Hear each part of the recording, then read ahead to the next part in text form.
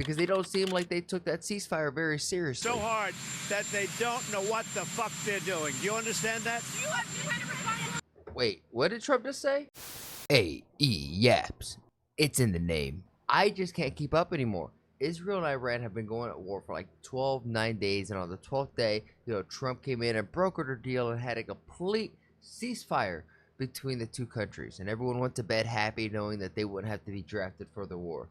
Well, we woke up because now not only are we not happy, Trump is not happy with Iran nor Israel, because they don't seem like they took that ceasefire very seriously. So hard that they don't know what the fuck they're doing. Do you understand that? Wait, what did Trump just say? You know what? We basically have two countries that have been fighting so long and so hard that they don't know what the fuck they're doing. Do you understand that? Okay, so that's the Trump. That's how Trump feels about this. And here's a little bit more of a longer explanation on that. Back to Morning Joe. It's Tuesday, June 24th. Jonathan Lemire and Susan Page are still with us. Donald Trump walking to Air Force One as he plans his trip. That doesn't look like the plane that Qatar gave him. Where's that plane? To The Hague in the Netherlands for NATO summit, where most of the NATO countries have pledged. Is that David Goggins? Are going to pledge that they'll be spending 5% of their GDP on military expenditures, obviously something that Donald Trump has been pursuing for a very long time.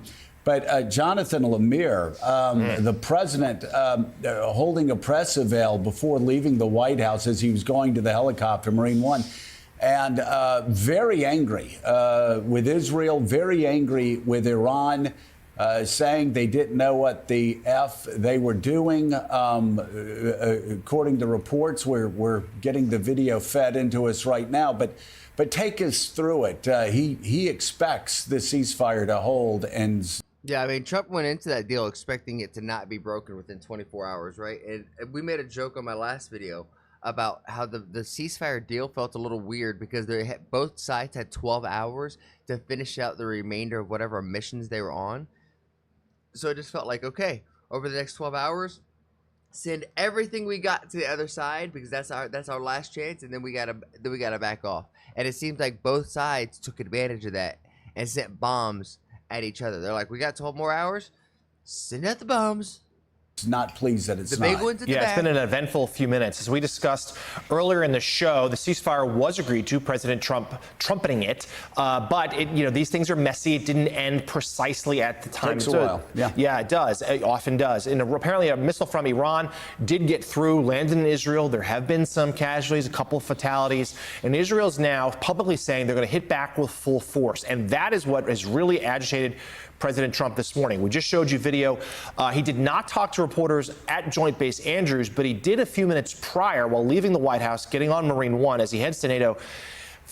Poll reports indicate a very angry President Trump, as you says, criticizing both countries, Israel and Iran, saying, quote, they've been fighting for so long and so hard, they don't know what the F they're doing. He did not abbreviate that. And I'm not going to lie. I love that Trump dropped the F-bomb. That feels like a real American, a real New Yorker. You go to like Waffle House or a diner, down the road, and you're just in there. And what kind of conversations you're gonna have? You're gonna have some people just talking shit. Oh, they don't know what the fuck they're doing. They don't know what the shit they're doing. Like, that's just American dialogue right there. also took to Truth Social right around the same time. And of course, Trump went to social media to tweet about it. All caps message squarely at Israel, saying, Israel, do not drop those bombs. If you do, it is a major violation. Bring your pilots home now. This is what I saw this morning.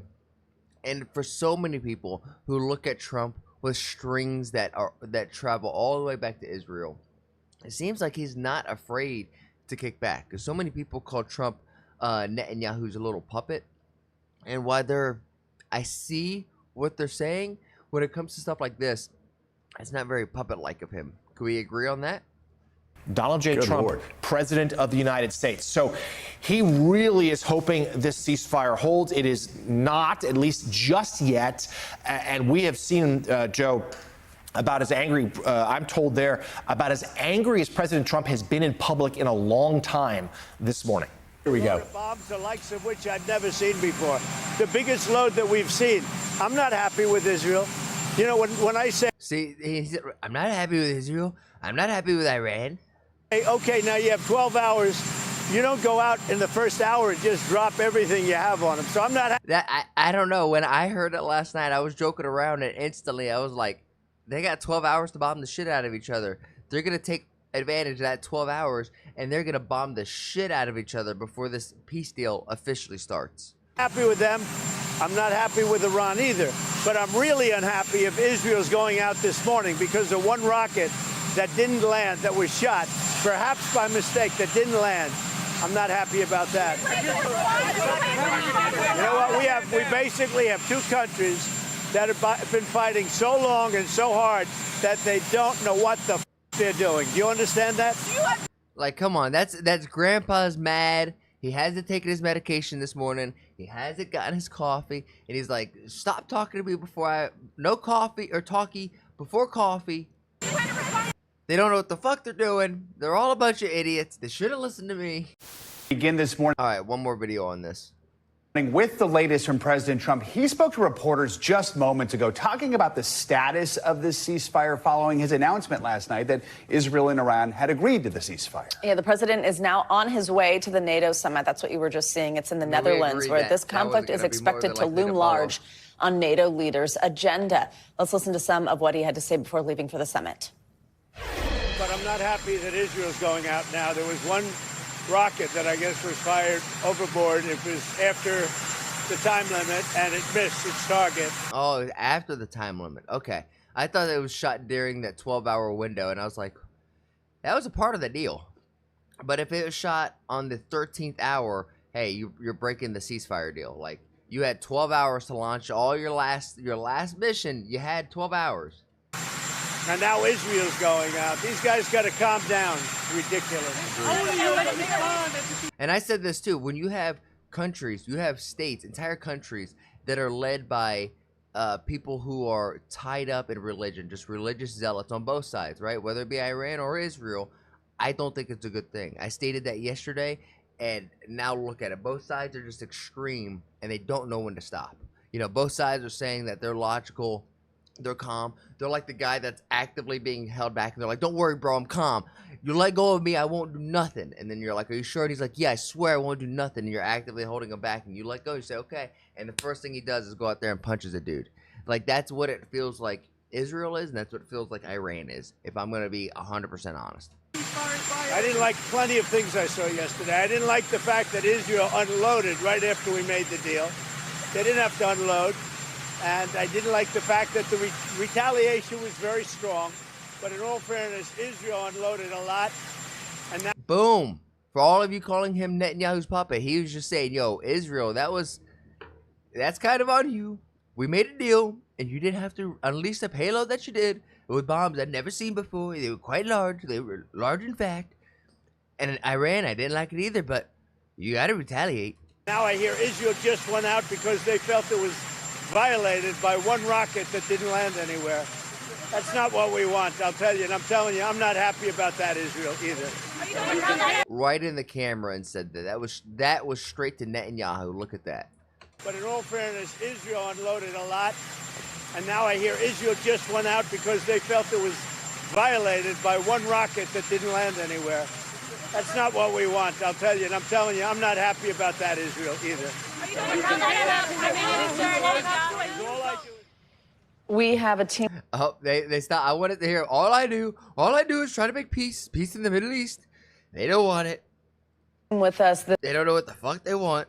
this morning to cover this. We have former spokesperson for the U.S. mission to the UN, Hagar Shamali, standing by with analysis on this, along with NBC News international correspondent Raf Sanchez for the latest on the ground. But we begin with NBC News White House correspondent Monica Alba. She's following developments from Washington. Monica, good morning. Let's start on what we just heard there from the president a few moments ago as he left for the NATO summit, really expressing that he's not happy with what he's seen from Israel. What are the key takeaways from what he had to say? Yeah, good morning, Savannah and Joe. And just moments after that, as he boarded Marine One to head to the tarmac, he issued another warning to Israel, which I think is significant, specifically imploring them not to drop more bombs and effectively asking the pilots to turn around right now. He said, if you do it, that is to say, if you continue to drop more bombs on Iran, this is a major violation. Bring those pilots home now. So again, this is a president expressing his displeasure at the very fragile semi-ceasefire that was maybe in effect. Can we even call it a ceasefire? I don't think it ever went through. Just for moments and not necessarily lasting, given the events of the last 12 hours or so. We know that President Trump spent much of yesterday. Dude, look at Air Force One and how big it is. That's insane. Can we just take a moment to appreciate the awesomeness of Air Force One? Dude, that thing looks sick. Trying to help broker this deal. He was working the phones while monitoring in real time what was happening with an Iranian attack on a U.S. base in Qatar, though Iran did give the U.S. a heads up in advance. So that's good for them to add that. Like that is important information that yes, an American base was attacked, but we were given the warning and saying, hey, we're going to drop these bombs. They're going to go over this way. You sent 14 on our head. We're going to send 14 on yours. But please intercept them because we don't want any more. They had an ability to prepare, and as a result, there were no casualties, and the president was pleased with that, and then tried to take that opportunity to paint this as the moment that both sides could, if they agreed to, perhaps stop the fighting. But this was what is known as a phased ceasefire, and so it was meant to be that if one side stopped firing that after a certain amount of hours, then the other side would commit to do the same. But as you saw just there, the president implying what Israel is saying in their own statement, that Iran violated that with an errant missile, and that now Israel is pledging to resume their fighting. And so we're in a very, very fluid moment here, guys. And this really just speaks to the fact that the president has tried to project this idea of peace through strength. And he believed that the 3 bombs that were dropped on the nuclear sites in Iran by the U.S. on Saturday tried to really put an end to what he's trying to call the 12-day war. But there are just so many questions now about where this goes from here. And there's no clear indication that this ceasefire that didn't really take hold will hold now. Monica, before the president stepped in front of the cameras moments ago, we had seen him over the last 12 hours talking about the ceasefire on Truth Social. That included an announcement earlier this morning saying, quote, the ceasefire is now in effect. Please do not violate it. Despite that, we have all this back and forth that we've been talking about this morning. As the president has been sending out these messages, do we have an idea? Is he surrounded by his national security team when he's putting all this information out there?